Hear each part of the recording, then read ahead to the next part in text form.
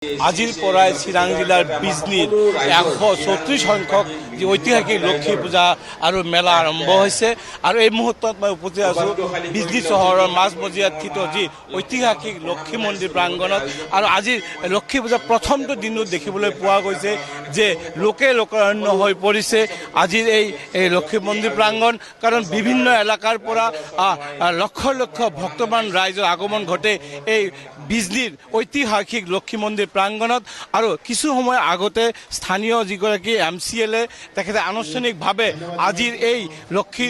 মন্দিৰ যি পূজা আৰু মেলাৰ উদ্বোধন কৰিছে আৰু অনুষ্ঠানৰ আৰম্ভণিতে দেখিবলৈ পোৱা গৈছে যে মন্দিৰৰ কাষতে সদ্য প্ৰয়াত আমাৰ সকলোৰে সৰ্বকালৰ জনপ্ৰিয় কণ্ঠশিল্পী জুবিন গাৰ্গক এটা প্ৰতিচ্ছবি ইয়াতে স্থাপন কৰি ইয়াতে ৰাইজে আজিয়ে তেওঁলোকে লক্ষী মন্দিৰৰ পূজা অৰ্পণ কৰাৰ লগে লগে তেওঁলোকে জুবিন গাৰ্গক ইয়াতে তেওঁলোকে শ্ৰদ্ধাঞ্জলি জ্ঞাপন কৰিছে মোৰ লগত এই মন্দিৰ তথা পূজা পৰিচালনা সমিতিৰ এগৰাকী বিষয়ববীয়া আছে মই তেখেতৰ পৰা জনাৰ চেষ্টা কৰিছোঁ বিজনীৰ মেলা বা বিজনীৰ লক্ষী পূজা মন্দিৰৰ কথা ক'লে এই অঞ্চলত এটা সমন্বয়ৰ ক্ষেত্ৰ বুলি কোৱা হয় এই বছৰ কি ধৰণে লক্ষী পূজাৰ এই পূজা আৰু মেলা আৰম্ভ হয় আপুনি ঠিকে কৈছে এয়া এক সমন্বয়ৰ মহামিলনৰ ক্ষেত্ৰ আৰু আমি এইবেলি 134 সংখ্যক যিটো পূজা মেলা মহোৎসৱ এই মেলা মহোৎসৱটো আমি বহুত ভালকৈ বা আগতকৈ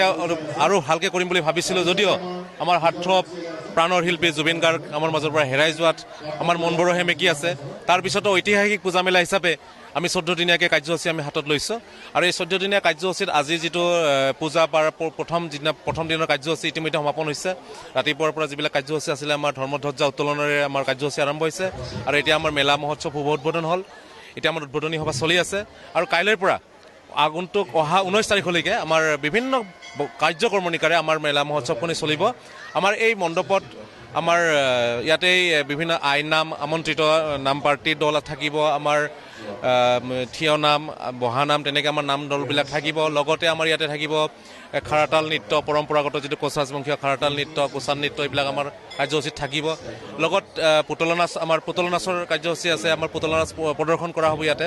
থিয়েটাৰ আছে আমাৰ তাৰপিছত আমাৰ ইয়াতে কিছুমান কাৰ্যসূচী আছে অহা কাইলৈ আমি জুবিন গাৰ্গক আমি শ্ৰদ্ধা জনাই কাইলৈ এটি জুবিন সন্ধিয়াৰ আমি আয়োজন কৰিছোঁ যিসকল মানে আমন্ত্ৰিত কণ্ঠশিল্পীৰ লগতে আমাৰ স্থানীয় কিছু যিহেতু মানে জুবিনক ভাল পাই গীত পৰিৱেশন কৰিব পাৰিব ইয়াতে আমাৰ ইয়াতে তেওঁলোকক গীত গাবলৈ সুবিধা কৰি দিয়া হ'ব জুবিনক শ্ৰদ্ধা জনাই তাৰ পৰৱৰ্তীত আমাৰ এদিনাখন ইয়াৰ মাজতে যিহেতু ভূপেন হাজৰিকাৰ জন্মজয়ন্তী 100 বছৰ হ'ব তেওঁৰ প্ৰতি শ্ৰদ্ধা জনাই আমি ভাৰত ৰত্নগৰাকীৰ জন্মজয়ন্তীক লৈ সংগতি ৰাখি এখনি ভূপেন্দ্ৰ সংগীত প্ৰতিযোগিতাৰ আয়োজন কৰিছোঁ তেনেকৈ আমাৰ ছাত্ৰ ছাত্ৰীৰ মাজত বিভিন্ন শিক্ষামূলক সাহিত্যমূলক এই প্ৰতিযোগিতাবিলাক আমাৰ থাকিব আৰু আমি দুখৰ বিষয়ে আমি প্ৰতি বছৰে আমাৰ যিহেতু আমাৰ এইবাৰ এই যিটো আমাৰ মন্দিৰ যোৱাবেলি আমি পুনৰ নিৰ্মাণ কৰি উলিয়াইছোঁ দক্ষিণাত্যৰ আৰ্হিত তো আমি এই মন্দিৰটোৰ কাৰণে আমাৰ যিটো স্থায়ী নাটভৱন আছিলে আমি সেইটো ভাঙিব লগা হ'ল এতিয়া আমাৰ অস্থায়ীভাৱে আমাৰ যিহেতু এটা মণ্ডপ পেণ্ডেল বনোৱা হৈছে